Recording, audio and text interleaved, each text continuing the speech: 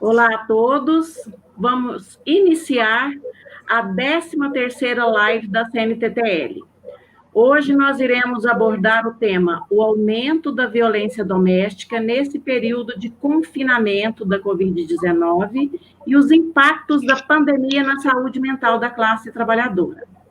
Meu nome é Mara Meire, eu sou aeroportuária, diretora de formação do SINA e secretária da Mulher da CNTTL.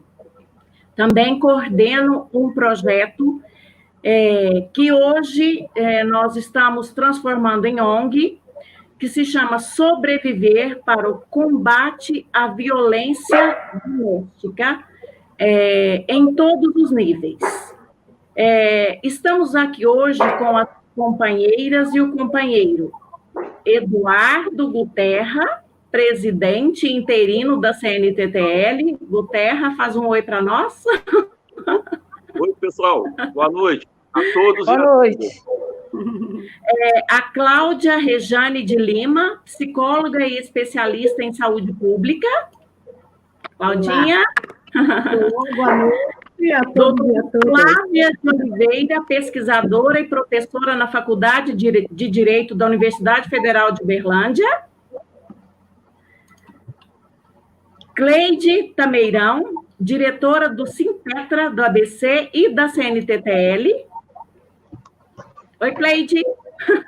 Oi, tudo bem? Secretária-geral do Sinditer, da Bahia, e diretora da CNTTL. Cadê a Robertinha? Kelly Cristina, diretora do Sindicato dos Rodoviários de Sorocaba e da CNTTL. Olá, prazer a todos, falar com todos. Débora Cavalcante, diretora do Sindigru e conselheira municipal de política para mulheres de Guarulhos. Bom, a nossa live da CNTTL é um agradecimento à Modal Cursos e à Mídia Consult. Antes de iniciarmos, passar a palavra ao companheiro Guterra para fazer uma saudação a todos, eu gostaria de iniciar nossa live compartilhando alguns dados. Só no Google foram mais de 48 milhões de buscas sobre o tema violência doméstica, o maior aumento nos últimos 5 anos. Estudo da Organização das Nações Unidas, ONU, explica que mesmo antes da disseminação global do novo coronavírus, as estatísticas mostraram que 1/3 das mulheres em todo o mundo foram vítimas de violência em suas vidas. Aqui no Brasil, um levantamento do Fórum Brasileiro de Segurança Pública informa que os atendimentos da política para a mulher, as mulheres vítimas de violência doméstica, aumentaram em 44,9% só no estado de São Paulo. A quantidade de feminicídios, que é assassinato de mulheres, especificamente porque elas são mulheres, também subiu para 46,2%. Agora, passo a palavra ao nosso companheiro Guterra para fazer a saudação a todos. Bom, mais uma vez, boa noite a todas, né? E ao companheiro Egberto. Eu gostaria de saudar vocês, dar boas-vindas à CNTTL. Para nós, é um tema em evidência, né? Não só pelos números que a companheira colocou para nós, mas questões que têm acontecido nos últimos dias. Vocês, com certeza,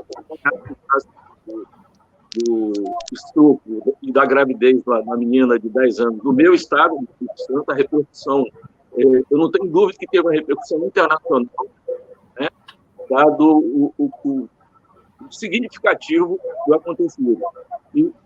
E o que aconteceu de protestos contra o cumprimento de uma lei no Brasil. E também sobre a questão nossa, né, de defender o direito à vida da companheira que sofreu esse trauma.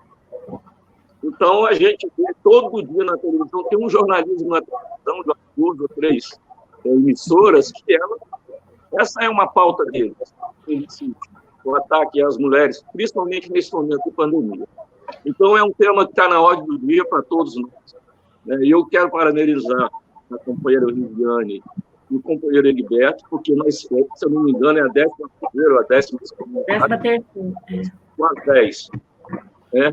Acompanhando o nível do debate que nós fizemos nesse período. Né? E eu não tenho dúvida que não é fácil organizar um evento como esse, com 7 companheiras, pessoas preparadas para esse debate, e as companheiras que são do movimento sindical, que nós estamos praticamente juntos no dia a dia, participando do congresso. Então, é dar boa-vinda a vocês. Não tem dúvida do nível do debate que vai ter hoje aqui. Então, vamos à luta, vamos oferecer esse debate a todos que vão nos assistir e nos ouvir. Obrigado, Guterra. Agora, para falar desse tema, nós convidamos a advogada, professora na Faculdade de Direito da Universidade Federal de Uberlândia, doutora Flávia de Oliveira, que estuda a violência contra a mulher há mais de 30 anos. Doutora Flávia, bem-vinda. Obrigada, muito obrigada, Mara. É um prazer imenso estar aqui, sempre que a gente tem oportunidade desse tema, e mais ainda ver como os sindicatos estão comprometidos e envolvidos com esse debate. Nós gostaríamos que a senhora falasse um pouco sobre essa questão. Em sua opinião, o que levou a esse ocupante da violência contra a mulher, e o governo federal está fazendo a sua parte para combater a violência contra as mulheres e meninas? Bom, vamos começar, né? Gente, a violência contra a mulher, a gente está fazendo um recorte da doméstica, mas quando a gente fala violência contra a mulher, a gente tem a violência sexual, a gente tem a violência no ambiente do trabalho, né? Que é não só o assédio sexual, mas é também a discriminação, o fato dela não ter acesso a cargos e tudo mais. E, por fim, também a violência doméstica. E, como última rácio, os crimes de feminicídio. Então, vejam que quando a gente fala em violência contra a mulher, o espectro é muito alto, né? A gente, talvez os mais conhecidos seja estupro, a violência doméstica e o feminicídio, mas a gente tem outras circunstâncias. Citei o assédio sexual aqui, mas tem também violação sexual mediante fraude, que é crime também, que é aquela situação de a mulher concorda com a relação sexual, mas desde que o companheiro use camisinha, ele tira sem falar com ela. Isso é pós-sexual mediante fraude, é crime também. Temos também a chamada pornografia de vingança, que é divulgar fotos ou conversas íntimas sem o consentimento da mulher, que é crime também. Então, percebam que a gama é alta, né? A gente está fazendo um recorte para falar sobre a violência doméstica, mas a gama é alta e eu queria registrar que todos aumentaram, todos. Nós trabalhamos com todas essas variações que vocês estão aqui ouvindo. Na Universidade Federal, a gente tem o projeto Acolhidas, que trabalha com o combate ao assédio sexual institucional, na própria universidade. Eu também atuo junto com o projeto Nua Vidas, que atende mulheres, crianças e adolescentes vítimas de violência sexual também. E o Todas por Ela, que atende mulheres vítimas de violência doméstica. Em todos os três, o aumento foi, assim, triplicou em todos os projetos. Nós tivemos aumento em todos. Então, não foi só a violência doméstica que aumentou. Toda a violência contra a mulher aumentou. Esse é um fato. Por quê? Bom, é claro que a gente tem razões, digamos assim, históricas, né? A concepção de que a mulher é inferior ao homem, de que o homem deve mandar na mulher e a mulher deve obedecer e estar à disposição dele, é um fato histórico que não foi desfeito ainda, né? Então, é evidente que a gente tem motivos antigos, perenes, que não deixaram de existir. Mas há alguns fatos novos que a gente precisa falar aqui. Bem, pandemia. A pandemia traz 2 fatores importantes. O primeiro fator, claro, é o isolamento. Quando você isola algoz e vítima, você permite que a violência seja mais reservada e menos denunciada. Então, o isolamento, nesse sentido, em que ele coloca na casa, de uma maneira permanente, cotidiana, né, diuturna, ao agressor e agredida, e dificulta o acesso dela à denúncia, faz com que isso aumente. Né? Assim como a violência sexual também aumenta pelo mesmo motivo. Outro fator que também a pandemia traz é a crise econômica. Digamos assim, é comum que sempre que você tem uma crise econômica, aumenta a violência doméstica. Por quê? As mulheres ganham menos que os homens no mercado de trabalho. Acontece, então, que eles acabam perdendo primeiro o emprego nas crises econômicas. E elas se tornam um arrimo de família. Esse é um dado estatístico também, há pouco tempo, eu não sei qual foi, se foi o IBGE, acho que foi o IBGE que soltou, que aumentou na pandemia o número de mulheres chefes de família, quer dizer, que respondem pelo sustento. Pensem vocês o seguinte, numa estrutura machista, aquele homem que se vê como o chefe daquela família, o provedor, quando se retira isso dele, ele sente como se estivesse sendo humilhado. E ele precisa recuperar o poder dele. Como é que ele recupera o poder se economicamente ele está desempregado? Ele vai recuperar o poder fisicamente. Então, ele compensa o fato de que a mulher está sustentando a casa e ele não, portanto, ele tem menos poder financeiro. Ele compensa com um poder físico, agredindo essa mulher, para deixar claro que quem é que manda na casa é ele. Bom, e o nosso governo federal? É uma tragédia. Eu não consigo achar outra palavra própria para dizer. Trágico, trágico. Eu tenho convicção absoluta que no futuro, esse governo será lembrado com muita vergonha pelo nosso país. E, com certeza, bolsonarista será visto e escrito no dicionário como uma ofensa pejorativa da mais grave possível a qualquer pessoa. Bom, você citou há pouco o caso do Espírito Santo, da menina de 10 anos, vítima de estupro desde os 6, né? Fazia 4 anos que ela era vítima de estupro. Em que tinha direito ao aborto legal por uma questão que a legislação penal permite e, evidentemente, por uma questão de dignidade da pessoa humana. E ela teve os dados dela divulgados por uma moça aí, prefiro nem declinar o nome. Sim. E ela foi ameaçada. Então, a ministra da Família e Mulher entrou na história para que não ocorresse o aborto. É um governo que sublima a perspectiva da submissão da mulher.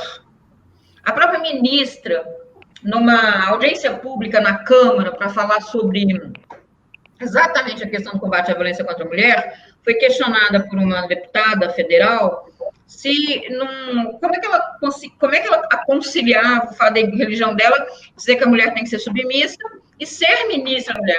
Falei, não tem problema nenhum. A submissão da mulher é uma questão de fé, está na Bíblia. E isso não tem nada a ver com violência. E não me impede de ser uma boa ministra. Evidentemente impede. Claramente impede. Então, ela é uma ministra da mulher que é um fator de violência contra a mulher. Por quê? Dizer que a mulher tem que ser submissa ao homem é um dos maiores fatores das mulheres serem vítimas de violência. Porque quando ela resolve, não, eu vou sair tal hora, não, eu vou botar roupa, não, eu vou comprar tal coisa para casa porque precisa, se ela não obedecer à ordem do marido, ele pode corrigi-la através da violência. E se ela resolver uma ousadia máxima de deixá-lo? Ela é posse dele. O que ele pode fazer? Destruir, né? Matar. Eu estava fazendo hoje um podcast para o projeto que a Mara citou, Sobreviver, um projeto maravilhoso, e a música que me foi mandada era aquela música Esse Cara Sou Eu, do Roberto Carlos, que é uma música de uma misoginia tão poderosa dói ouvir. Eu não, vou ser sincera a vocês, não sou fã, né? Então, a gente nem escuta, assim, né? A gente escuta, não é meu tipo de música, não por nada, aqui não vai nenhuma crítica. Mas, assim, quando ele fala, né, que ele chama ela a qualquer hora da noite, e se tiver alguém na frente, ele puxa ela pelo braço, né? Que ele é uma relação tão obsessiva, que ele é o herói dela. Eu falei, gente, como é que uma música dessa pode fazer sucesso entre mulheres? Porque a gente não percebe, né? A misoginia cotidiana, né? Um misógino, espero que essa música não faça mais sucesso, que ele sofra um protesto por ela. Bom, mas então veja, nesse sentido, gente, é claro que a pandemia é um fator de aumento de violência doméstica. Como eu disse, o confinar a mulher, ou seja, mulher e agressor juntos, e ter uma certa dificuldade na denúncia imediata, né? E também as próprias polícias, muitas vezes, em função da pandemia, têm seus quadros reduzidos para atender. A crise econômica, e vejam vocês, se a gente pensar que a crise econômica vai piorar, ou seja, ela não passa para o próximo ano, o panorama não é melhor, né? Ou seja, se crise econômica é um fator de aumento de violência doméstica, e isso é estatístico em qualquer local do mundo, não é uma exclusividade brasileira, pelos motivos que eu assinalei, né, aquela equivalência que o homem faz, então, nós vamos manter esse quadro de aumento progressivo da violência doméstica por um bom tempo, né? Isso é fato. Uhum. Outro é, evidentemente, que nós temos um governo federal misógino, machista, e uma ministra da mulher, que é um fator de aumento, que é um fator que coopera no aumento da violência contra a mulher de todas as formas, seja a violência doméstica, seja a violência sexual, né? Ela tem esse competência de ser um fator de favorecimento, de estímulo à violência contra a mulher em todos os sentidos. Então, é preciso que a gente enfrente esse caso, enfrente isso. E vamos lembrar de uma outra coisa muito séria aqui. O IBGE lançou uma pesquisa que as mulheres são mais de 51% do eleitorado, acho que é 53% no Brasil. Então, nós somos a maioria do eleitorado. Como é que a maioria do eleitorado não consegue respeito à sua integridade física, à sua existência, à sua liberdade e à sua dignidade? Porque, com certeza, não nos apropriamos desse nosso poder político importantíssimo, sermos maioria eleitoral. Quando nós nos apropriarmos corretamente desse poder, com certeza nós teremos muito mais voz ativa e seremos muito mais ouvidas e respeitadas na nossa integridade física, psíquica e na nossa vida. Eu não tenho a menor sombra de dúvida. Certo. Mas é isso, não quero falar demais, porque senão depois eu tomo tempo de vocês todinho. Tá bom, Flávia. Muito obrigada pela sua contribuição. Agora é a companheira Cláudia Rejane de Lima, especialista em saúde pública, que irá abordar quais danos psicológicos desse confinamento para a população. A piora do estado de saúde mental das pessoas em época de quarentena é real? Como lidar com as frustrações geradas pelo impacto do coronavírus? Cláudia, por favor. Eu estou aqui pensando como é que a gente faz aí os links de um tema com o outro, né? Porque só esse tema da violência contra a mulher, né, que a doutora Flávia traz, eu acho que já demandaria umas 5 horas de debate, dias de debate, né? É uma questão que, de fato, requereria um maior aprofundamento, especialmente por parte das entidades sindicais, né? De se apropriar desse tema e combater a violência contra as mulheres, que, como a doutora bem pontuou, não é só a violência doméstica, né? São múltiplas formas de violência. Esse caso da criança que foi estuprada, nem vou tocar nesse tema, né? Ele está sendo extensamente debatido aí na mídia, e eu fiquei horrorizada de ver esses seres, que eu nem sei, doutora Flávia, se a gente pode chamar de gente, né? Os bolsonaristas, né? Vários posts dizendo, culpando a menina pela violência que ela sofreu. Então, que mundo é esse que a gente está vivendo? Né? Eu acho que e um dos grandes problemas, bem como a doutora Flávia pontuou, é que, lamentavelmente, hoje, né, com esse governo federal, essas práticas de violência estão, de uma certa maneira, institucionalizadas. Estão, entre aspas, autorizadas. As pessoas estão se sentindo autorizadas a praticar atos que são aviltantes, né? Eu acho que esse é um tema central para a gente discutir entre as mulheres mesmo, que nós somos maioria, nós temos que nos apropriar de uma maneira crítica dessa situação toda e, de fato, a gente mudar, né, essa realidade que a gente está vivendo aqui no país. Não tem como passar por esses temas e não se afetar, né? Aí a doutora Flávia falando, e eu fiquei pensando aqui, né? Os impactos à saúde causados pelo trabalho, eles também são uma forma de violência, né? Porque o adoecimento no trabalho, a exposição a riscos ocupacionais, o assédio sexual e moral que especialmente as mulheres sofrem nas relações de trabalho, não são escolhas, né? Os trabalhadores não estão submetidos a riscos por escolha, mas por uma condição social em que as pessoas são obrigadas a trabalhar, né?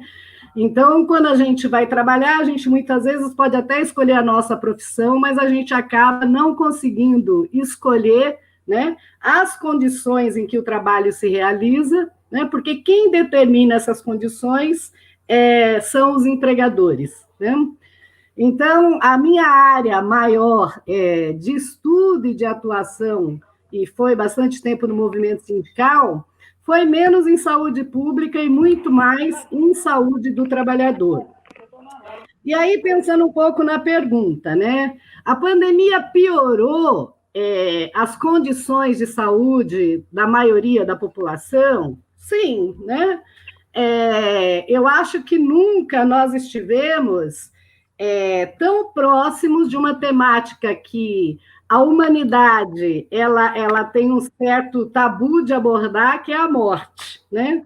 Então, o medo de morrer nunca esteve tão próximo da vida das pessoas como foi colocado aí pela pandemia. E não é só esse medo, né? Eu acho que hoje todo mundo vive, especialmente a classe trabalhadora, vive um período de grande incerteza em relação ao futuro, né? Então, eu acho que não é propriamente como é que a gente lida com a frustração, né? Porque frustração é quando a gente tem uma expectativa e ela não se realiza, né? Eu acho que o que a pandemia trouxe, né, e todo mundo está vivendo isso de uma forma mais ou menos intensa, é uma grande ansiedade, né? É um grande medo, né, por um lado, né, porque é uma situação real, é um risco que tem ceifado muitas vidas, né? Já foram mais de 100 mil vidas ceifadas.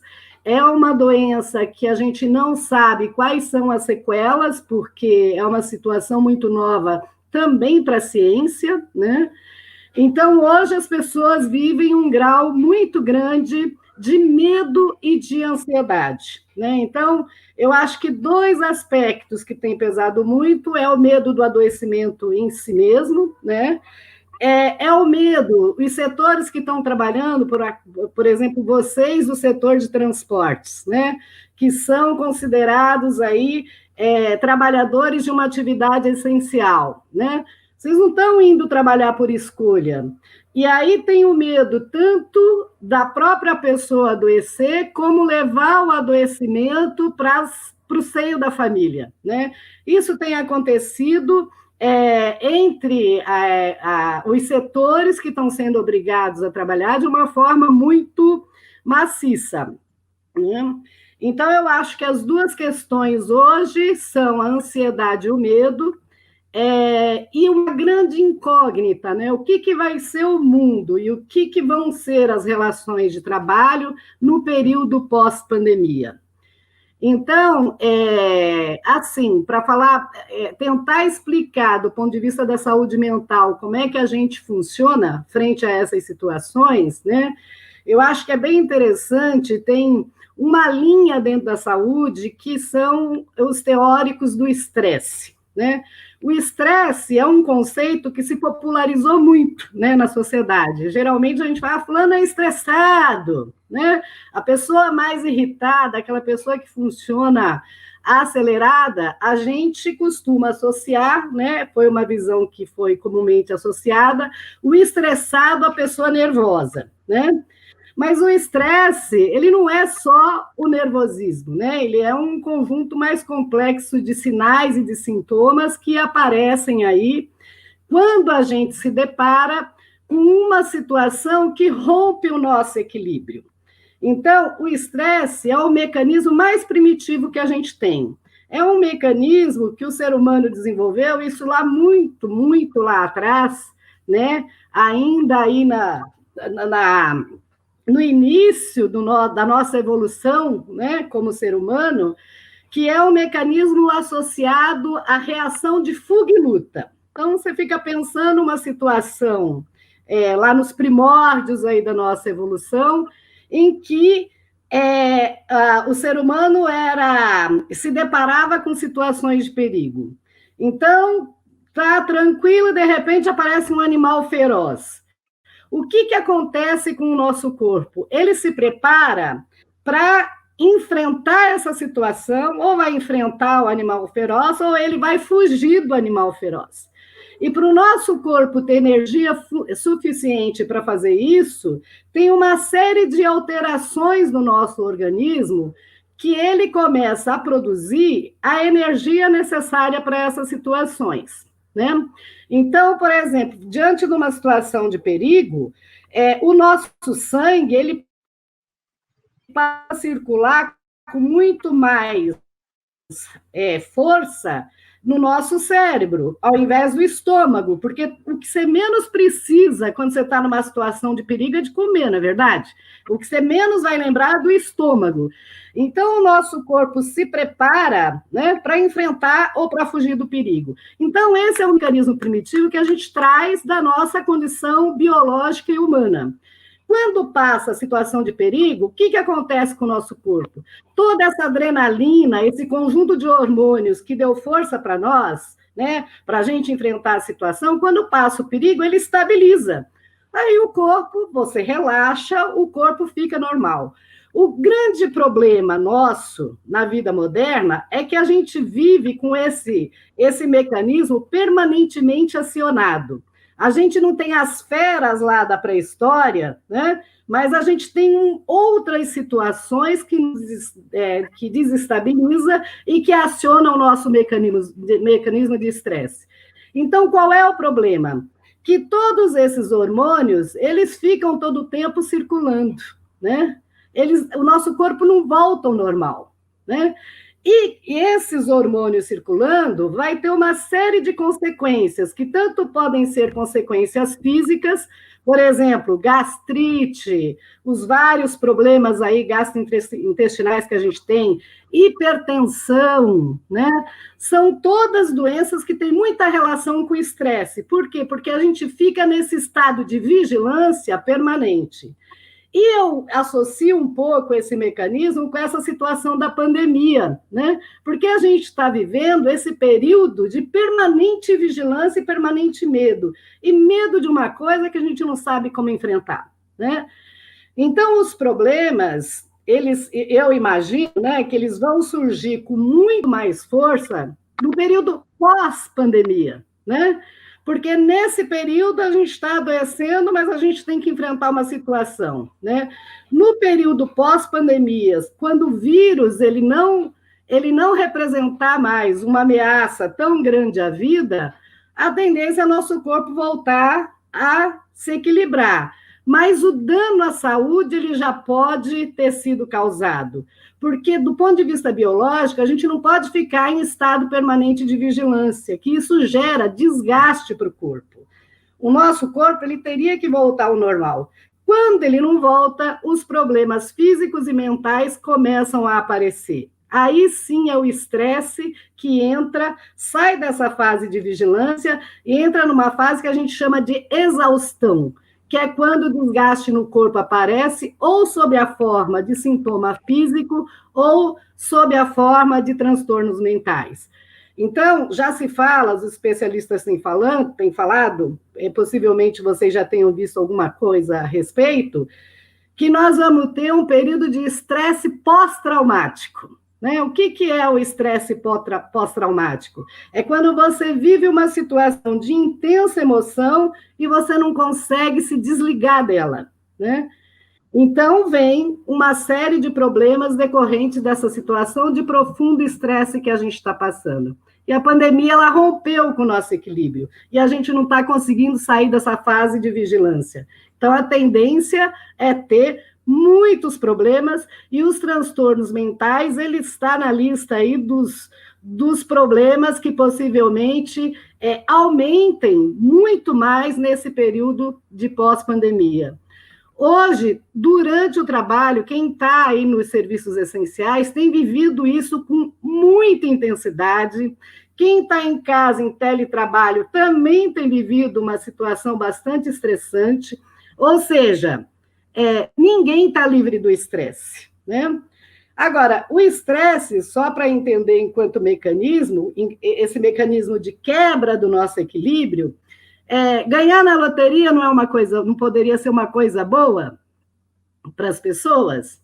Você ganhar na loteria, você está de boa, de repente você recebeu a notícia, ela ganhou o prêmio da Mega sozinho. É uma situação de estresse, né? E é uma situação de estresse porque implica numa mudança de vida, né?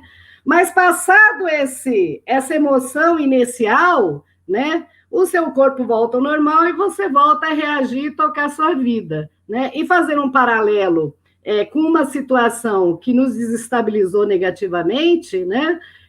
Essa situação que vai exigir uma adaptação nossa e do nosso corpo, ela tende a permanecer no período pós-pandemia. Não sei se respondi. Claro, com certeza. Muito obrigada pela sua contribuição. É uma pena que o nosso tempo, né, esteja um pouco escasso, até por um compromisso que você também já tem, né? E a gente não possa continuar esse debate aqui, porque nesse momento eu acho que é o que nos resta, nos apoiarmos em conhecimento, para a gente também não entrar nesse processo, porque para todos nós é uma exaustão, né? Essa situação de insegurança, de total insegurança, né? A gente vive a situação de... Uma coisa para a gente não correr o risco de estabelecer uma relação, eu acho que o aumento da violência contra a mulher não tem uma relação com o estresse, né? Eu acho que, como bem a doutora Flávia colocou, é muito mais uma relação com a visão que se tem da mulher na sociedade do que propriamente com uma situação de estresse e de desestabilização que a gente tem vivido no momento, né? Eu acho que tem mais a ver com uma questão social e política, que é como os homens, como a sociedade vê a mulher. Sim, com certeza, mas assim, enquanto mulheres, né, mesmo que não estejam sobre situação de violência, o estresse que tem recaído sobre todos, né, nesse momento, a situação de insegurança, às vezes cria uma confusão, um desgaste mental, assim, que é muito complicado, tá muito difícil, né? Mas muito obrigada, Cláudia, pela sua colaboração, né? Agora eu vou passar a palavra para as nossas companheiras para saber, para que elas possam nos informar, nos atualizar de como que está sendo tratado, o que nas bases está sendo feito por isso, para tentar minimizar essa situação. Eu vou começar pela companheira Cleide Pomeirão. Cleide, você pode contribuir com a gente o que está sendo feito de trabalho de base em relação a isso, para a gente ir nos informando e interagindo sobre o tema?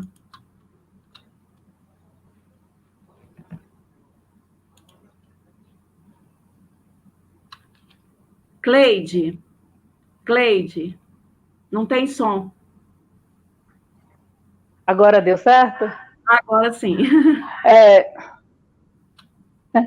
Então, é muito bom fazer parte desse debate com mulheres tão capacitadas para falar sobre esse tema. Na região do Grande ABC, agora, nesse período de pandemia, não está fácil para ninguém, né, que a gente está vivendo nesse período de alta complexidade. Então, eu acredito que nós vamos precisar de muita perseverança e muita sabedoria para passar por esse momento tão difícil, né? Muitas pessoas perdendo suas vidas, outras pessoas perdendo os seus empregos, outras pessoas perdendo literalmente todas as suas expectativas, né? Então, assim, no Centro dos Rodoviários do Grande ABC, a gente tem trabalhado muito essa questão para dar um suporte não só para as mulheres, mas para toda a categoria. Então, a gente tem feito visitas nos terminais de ônibus, conversando com os trabalhadores, até por causa dessa questão, mesmo por causa dessa pandemia. Agora, a gente vê, né, que além de tudo isso, né, porque muitas empresas estão reduzindo os postos de trabalho, então as pessoas têm que passar por toda essa pressão psicológica, com medo de perder seus empregos, com medo de pegar esse vírus. Então as pessoas estão adoecendo muito por causa disso, né? Então é aí que aparecem as doenças psicossomáticas. Então são doenças da pele, a depressão e assim sucessivamente. Para as mulheres, as mulheres trabalhadoras em transporte, não só eu, enquanto coordenadora do coletivo rodoviárias, mas toda a diretoria, nós temos uma preocupação muito grande de visitar os pontos finais, cobrando das empresas para que elas tenham espaços específicos para as mulheres, um suporte para que as mulheres se sintam acolhidas nos seus espaços de trabalho. Em 2000, eu fundei o coletivo de mulheres rodoviárias do Grande ABC, visando capacitar as mulheres para que elas tenham propriedade para cobrar os seus direitos, para fazer parte das assembleias, porque eu acho que a primeira ferramenta, a ferramenta mais importante que as mulheres precisam ter é o empoderamento, ela acreditar no seu potencial, ela acreditar naquilo que ela pode fazer e ela se sentir bem nos espaços onde ela trabalha e onde ela convive. Então, dentro desse coletivo, eu desenvolvo essa política de capacitação, valorização e empoderamento das mulheres. Como são poucas as mulheres ainda que são diretoras nos sindicatos dos transportes, eu faço questão de representá-las em todos os espaços possíveis, todos os espaços públicos, né, não só nos movimentos sindicais, mas dentro de Conselho Municipal dos Direitos da Mulher, com as promotoras legais populares da região, que a gente tem um trabalho muito legal. Inclusive, aqui na região do Grande ABC, de uma forma geral, é uma referência muito de trabalhos de política pública para as mulheres. Mais especificamente em Santo André, que é onde fica a nossa sede central e é onde eu moro também, que eu tenho mais oportunidade de participar de vários projetos sociais, eu procuro desenvolver essas políticas pensando nas mulheres, porque as mulheres, antes de tudo, além dela ter que ter a dupla jornada de trabalho, ela precisa se preocupar com várias outras coisas. Eu acho que todas nós que somos pessoas de opinião, nós temos uma certa obrigação de ajudar essas mulheres. Aqui em Santo André, a gente tem o Conselho Municipal dos Direitos da Mulher, que dá um suporte muito legal.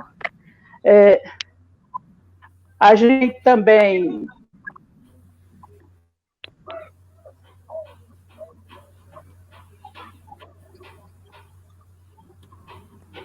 Cleide?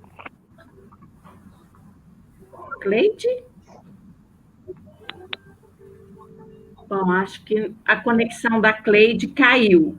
Se ela voltar, a gente continua, volta a palavra para ela. Para que a gente não perca o gancho e dê continuidade no debate, eu gostaria de ouvir agora a companheira Débora. Débora, por favor, contribua conosco no debate em relação ao que está sendo feito na base, né? Que nós sabemos que... Cleide, só um minutinho. Sua conexão caiu e eu comecei aqui com a Débora, a gente já volta para você, tá bom? Tudo bem, tem probleminha. Isso. Débora, assim, porque nós sabemos que as mulheres em todos os lugares é muito crítico, né? Mas no sistema de transporte, mais ainda, né? Transporte rodoviário, transporte aéreo, enfim, né? No sistema de transporte, a presença da mulher ainda é muito complicada. Fala para a gente um pouquinho como é que o Sindigru, você lá na diretoria, está tratando isso, como é que vocês estão conseguindo trabalhar alguma coisa para minimizar essa situação, por favor. Bom, primeiramente eu quero cumprimentar a todas e todos, cumprimentar quem está nos assistindo, agradecer o convite e dizer que é um tema extremamente importante, que nós precisamos falar sempre, não só uma vez, numa live, dentro de 15 lives, uma vez, falar sobre mulheres. Eu acho que precisa ser ampliado esse debate sobre mulheres. A presença do Guterra é fundamental, a presença dos homens que estão nos assistindo é fundamental, porque eu, particularmente, acredito que essa construção ela deve ser em conjunto.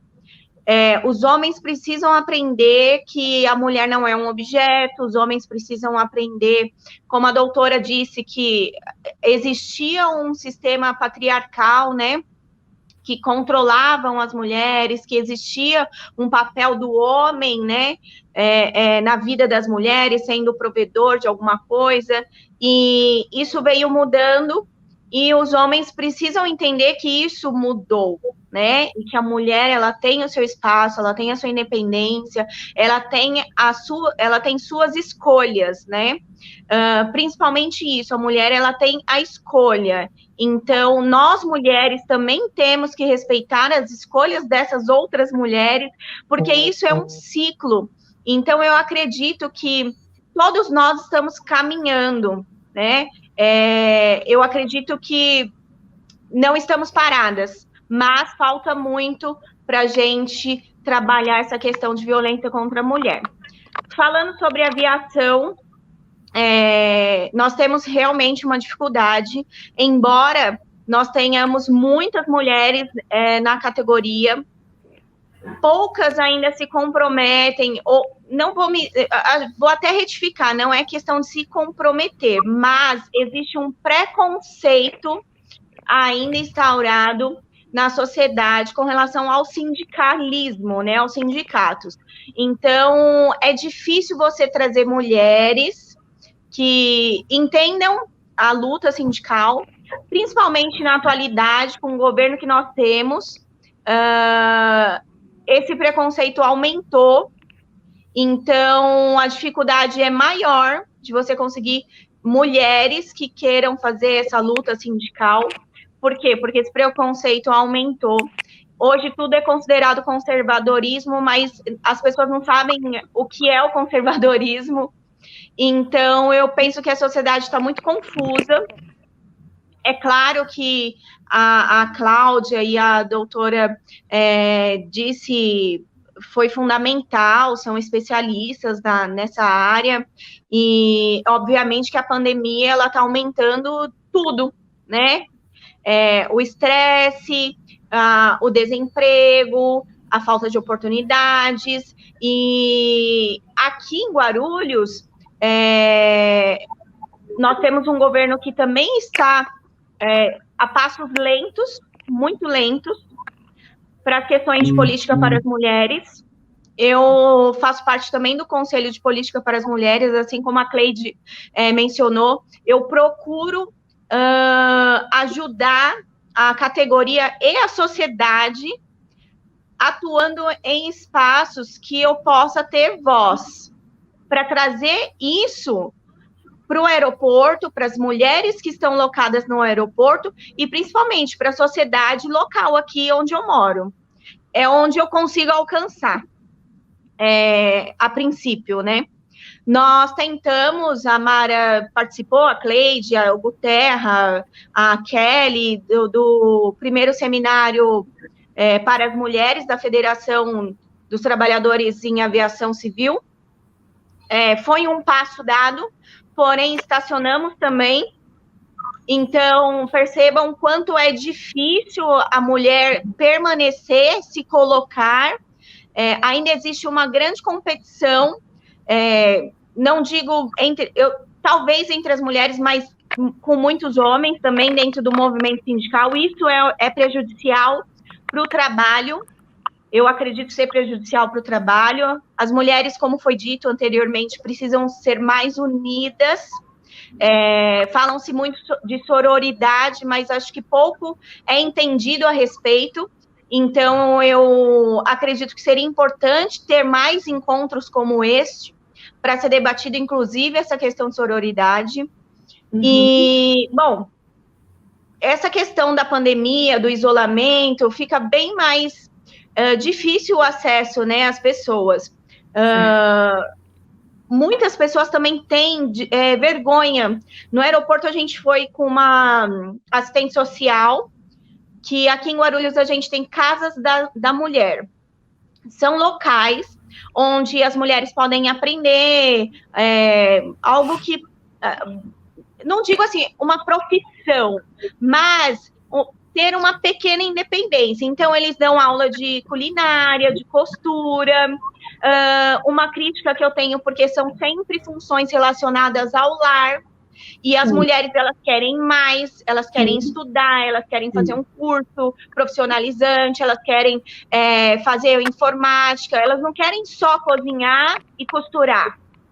Sim. Então, isso é uma discussão que eu tenho muito aqui dentro do conselho, dentro dos espaços que eu tenho voz, e espero que os próximos políticos, né, ouçam isso. Nossa, políticas mulheres. Sim, políticas, isso, ótimo. Um outro tema que a gente precisa trabalhar, que é a inserção efetiva das mulheres. Não a mulher na vice-presidência, não a mulher no vice-espaço, não a mulher no secundário, entendeu? A mulher, ela deixa muito o homem, né, nessa questão de assumir o papel principal, e às vezes até por insegurança, mas a mulher, ela tá lá estudando, para quê? Para se preparar para esse espaço, mas um espaço que nunca acontece, ou fica muito distante, ou acaba sendo como vice. Claro, vão ter outros sindicatos, outros espaços, outros locais que é diferente, mas ainda é a minoria, gente, ainda é a minoria. Sim. Então, nós levamos uma assistente social no aeroporto para falar sobre violência contra a mulher. Poucas pessoas, muitos ouviram, mas poucas pessoas se pronunciaram. E foi chamado depois no particular. Então, você percebe que ainda existe parece que uma vergonha, um tabu. As pessoas, elas não querem falar que conhece alguém que sofre assédio, ou que elas já sofreram assédio. Muitas vezes elas não entendem quais os tipos de violência ou de assédio. Então, precisamos de mais informações, né? Precisamos de mais trabalho informativo dentro dos nossos canais, dentro da base. Sim. E, bom, no Conselho de Política para as Mulheres, eu estou no 2º mandato. Esse mandato parece que está andando um pouquinho mais, mas, como eu disse, bem lento. Mas as mulheres estão mais engajadas, mais participativas. Teve algumas ações para entrega de máscaras e kits de higiene para as mulheres, né? Daqui, de várias localizações, próximo do aeroporto e outros pontos de ônibus. E é basicamente isso. O estresse na aviação está, assim, tremendo, porque eu acredito que a aviação no setor de transporte foi o mais afetado, porque os aviões parados geram custos altíssimos. Nós tivemos várias fronteiras, né, fechadas, ou seja, isso gerou a demissão de muitos trabalhadores. E, assim, dentro do aeroporto está realmente bem difícil. Quando eu vou até o aeroporto, ou as pessoas me mandam mensagem, me ligam e tudo mais, a gente sente que há uma pressão muito grande. Certo. Mas estamos na esperança. Eu acredito que é algo que a gente não pode parar, a mulher precisa estar unida. Eu vejo essa inserção da mulher com otimismo. E é isso. Agradeço novamente o convite e até a próxima. Muito obrigada, Débora. Obrigada a você. Cleide, vou voltar para você concluir. Meninas, a gente vai... Daqui a pouquinho vamos ficar sem a doutora Cláudia. E se vocês puderem ser um pouquinho... A gente puder acelerar um pouquinho para ela não perder o conteúdo da finalização. Pode ser, Cleide? Você finaliza para a gente, por favor?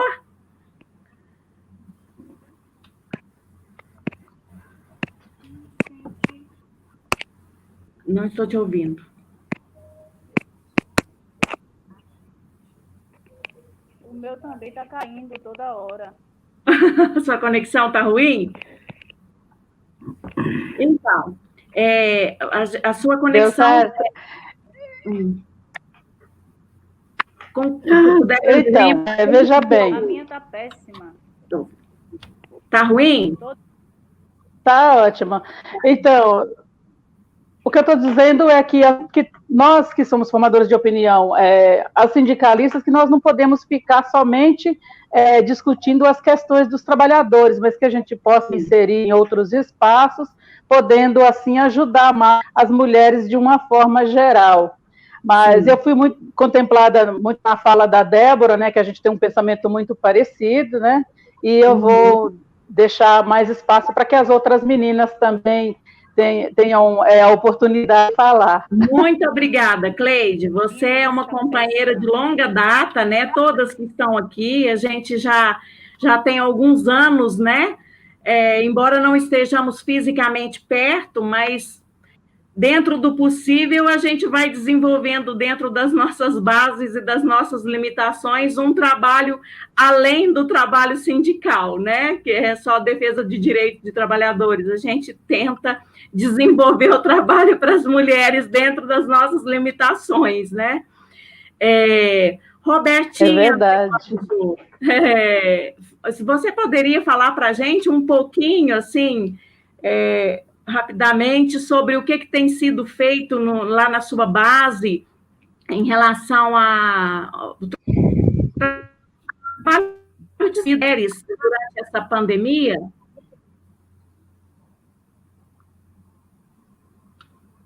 Perdemos a Robertinha. Então, vamos para a nossa amiga Kelly. Kelly, por favor. Boa noite. Primeiro, eu quero agradecer também ao convite, dizer que estou muito feliz de fazer parte desse conjunto aqui, que é um grande aprendizado. Ouvir a doutora Flávia, a Cláudia, a Cleide, como sempre, né? Débora, você também, Mara. O Guterra, que também a gente praticamente agora é uma família, a gente sempre que possível a gente se encontra, né, Guterra? E eu vou procurar ser bem breve na minha fala, né? Eu quero dizer que aqui em Sorocaba não é diferente de tudo que foi falado, de tudo que foi dito.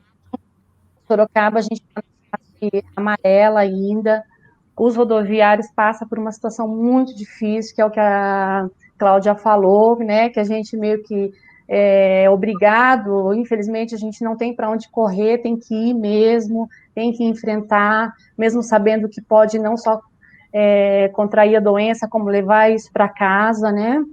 E para as mulheres aqui no nosso sindicato, os condutores, a gente está com um projeto muito bacana, que eu queria muito falar desse projeto, que é um projeto, é um canal que a gente vai abrir, que a gente vai estar divulgando para essas trabalhadoras, que é para poder dar voz. Acho que eu ouvi muito, em quase todas as falas, eu ouvi isso, que as mulheres precisam ser ouvidas, né, ser respeitadas. E esse canal, o objetivo dele é dar voz a essas mulheres, dar apoio psicológico, jurídico. A gente vai ter um espaço no nosso jornal, a gente vai poder ouvir essas mulheres sem que elas sejam expostas, né? E o interesse, o principal objetivo de tudo isso é fazer com que essas mulheres tenham encorajamentos, né? Que elas possam ser o primeiro passo para poder denunciar esse agressor, não só na parte física, né, como todo, emocional, tudo que ela precisar, ela vai ter ali nesse canal. E aqui em Sorocaba também, então, esse é um fato muito importante, que eu acho que vai ser uma coisa muito legal, que a gente vai estar, né, abrindo para essas trabalhadoras aqui de Sorocaba. E uma coisa muito interessante também, que o nosso sindicato, quero parabenizar, inclusive, o nosso presidente aqui, porque o sindicato teve uma iniciativa muito boa, foi muito importante, que eu acho que é um dos primeiros lugares que conseguiu fazer que toda a categoria fossem testadas, né, fizessem o teste do Covid sem nenhum custo. O sindicato fez uma parceria, reivindicou isso, chamou a responsabilidade para as empresas, o poder público, a prefeitura, e a gente conseguiu que todos os trabalhadores do transporte do urbano aqui de Sorocaba fossem testados e fossem diagnosticados, aqueles que estavam, né, que a gente teve casos, claro, que de pessoas contaminadas, as pessoas foram afastadas, teve o seu devido, né, apoio, os que precisaram se manter firme também foram apoiados. Então, assim, essa é a grande importância. Aqui em Sorocaba, por incrível que pareça, a gente tem muito serviço de apoio para essas mulheres, né, sobre a violência doméstica. Ai, que pena. A internet não está nos ajudando, né? Nossa, ela ficou a live inteira conectada. Pois é, na hora da fala dela, a internet colaborou. Robertinha, sua conexão tá meio ruim também, mas você pode falar em breves palavras o que está sendo feito na base pelas mulheres durante essa pandemia? Aqui em Salvador, a gente criou, assim, o nosso vereador Ferreira criou um artigo de lei que, né? Ele... Natália? Já combina com as empresas, né? Que acompanha em panfletagem, fiscalização, entendeu? Praticando outras atividades para acompanhar mais, porque os abusos já tá baixo, ônibus, né?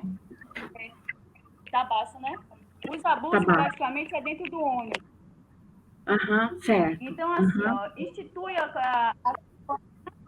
de conscientização contra abuso praticado contra a mulher no transporte público da cidade de Salvador, com o objetivo de conferir respeito e combater a conduta abusiva de caráter sexual por parte de passageiros. Aí tem o artigo 2. As empresas operadas no serviço público de transporte coletivo de Salvador e região fiquem encarregadas, né, de acompanhar e a conscientização e combater assédios e abusos. E a terceira é acompanhar e dará por meio de material, publicações com caráter de cartazes, né, panfleto, contendo...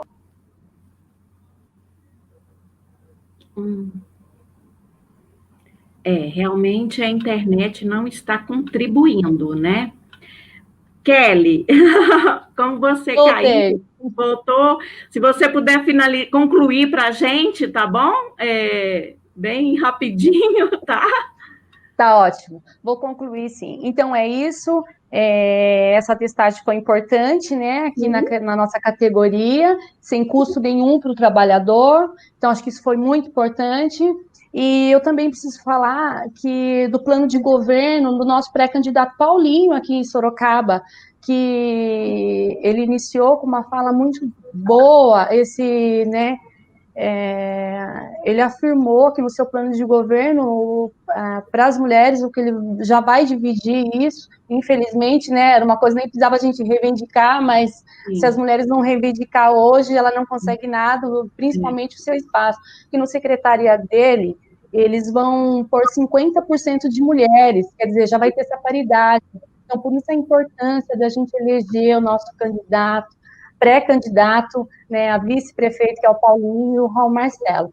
Então, agradeço de coração a todas, fiquei muito feliz com todas as falas, e fica o convite para visitar aqui nossa Sorocaba, nosso Sindicato dos Condutores, e mais para frente aí, acho que a Mara vai estar divulgando melhor o Sobreviver, eu acho que é um projeto muito bonito também, do qual eu, se Deus quiser, fui convidada aí para estar fazendo parte desse time. Um abraço a todas, fiquem com Deus.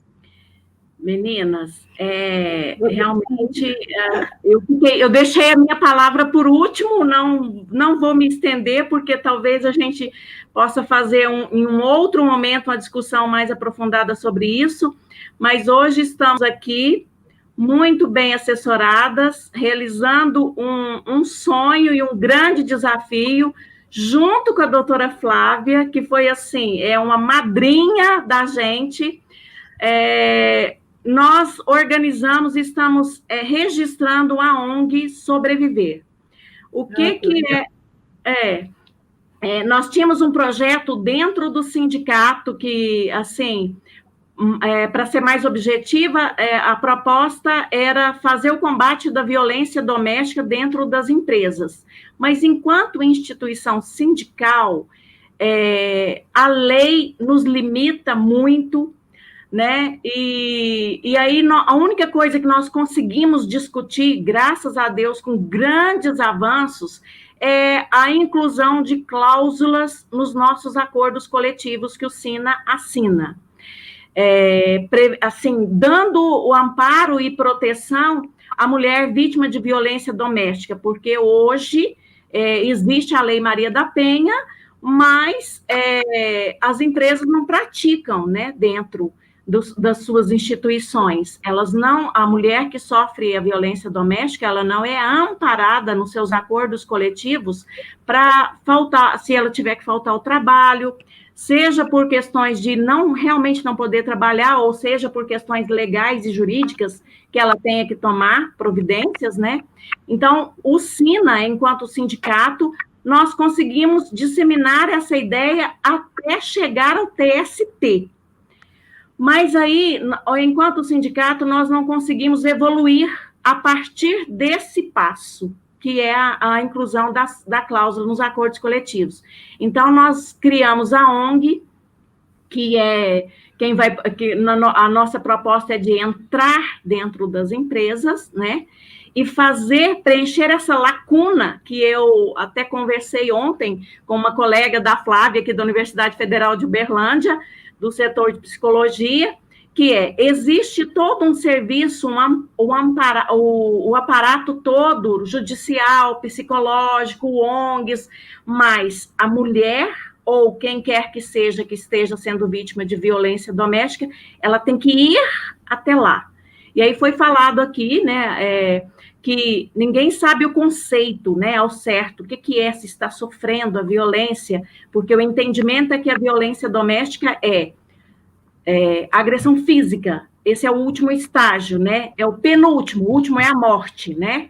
Então, assim, nós temos a proposta da ONG é entrar dentro das empresas, levar o conhecimento e dar a oportunidade das pessoas, não só as mulheres vítimas de violência, de entenderem o conceito e optarem se querem ou não por ajuda. Então, é essa a notícia que eu tenho para compartilhar com vocês que a gente está fazendo. Flávia é a nossa mãe nesse projeto, porque ela tem 30 anos de experiência na área de violência doméstica aqui em Uberlândia, é uma referência, né?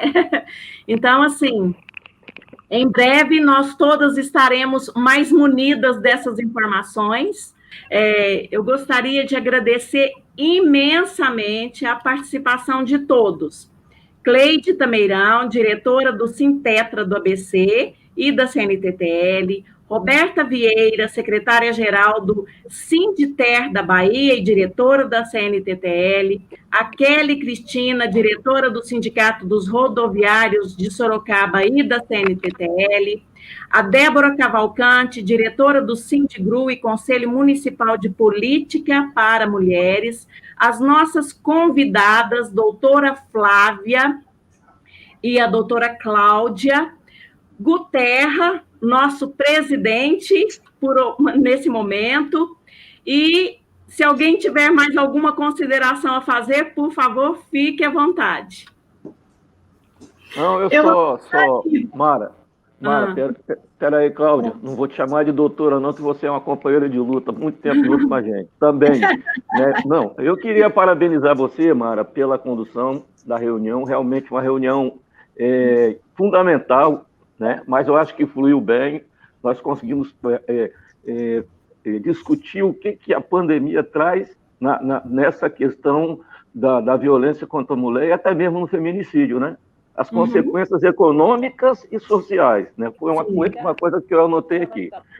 E a doutora também, que é a professora na universidade, está aqui, doutora Flávia de Oliveira, eu anotei pelo trabalho na Universidade Federal de Uberlândia, que é um testemunho fundamental para nós, né?